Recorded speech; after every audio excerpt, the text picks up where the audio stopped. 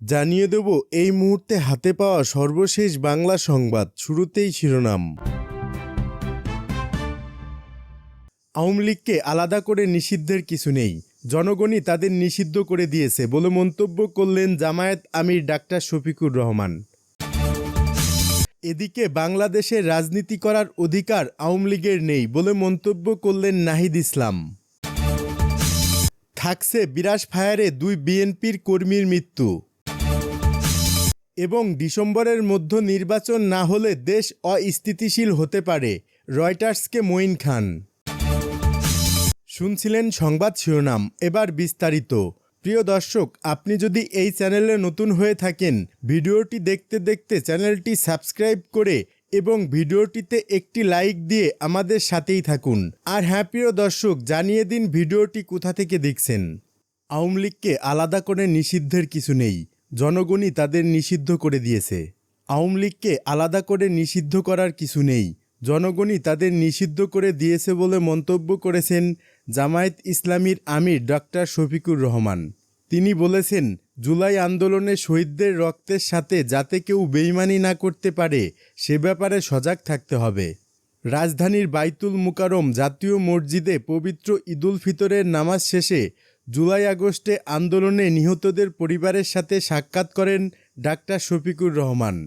পরিবারের খোঁজখবর নিয়ে আন্দোলনে নিহত ও হতাহতদের জন্য নিজেই মোনাজাত ধরেন তিনি। ডাক্তার শফিকুর রহমান তখন গণহত্যার বিচার ও আওয়ামী লীগ নিষিদ্ধের দাবিতে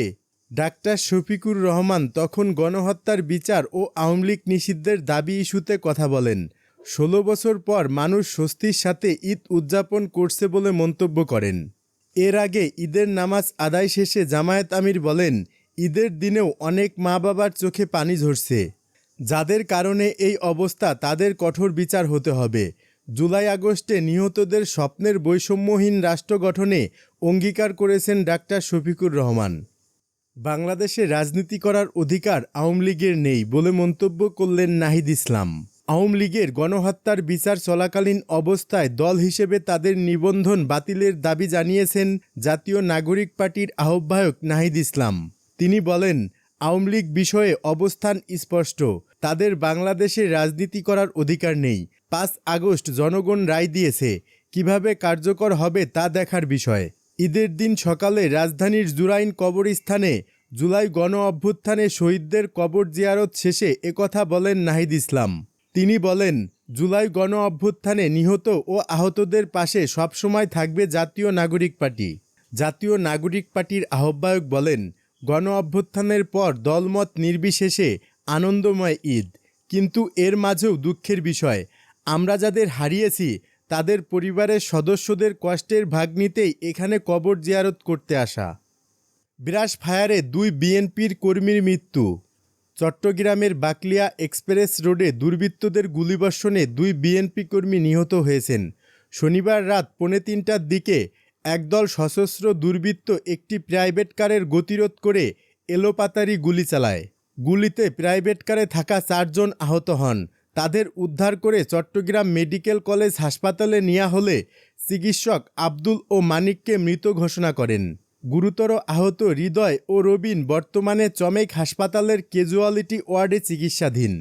চিকিৎসকরা জানিয়েছেন, আহতদের শরীরে একাধিক গুলির চিহ্ন রয়েছে এবং তাদের অবস্থা সংকটাপন্ন।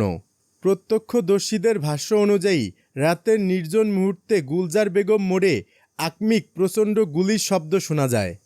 ভারী অস্ত্রে সজ্জিত কয়েকজন দুর্বৃত্ত প্রাইভেট কার লক্ষ্য করে গুলি চালায় এবং দ্রুত ঘটনাস্থল ত্যাগ করে।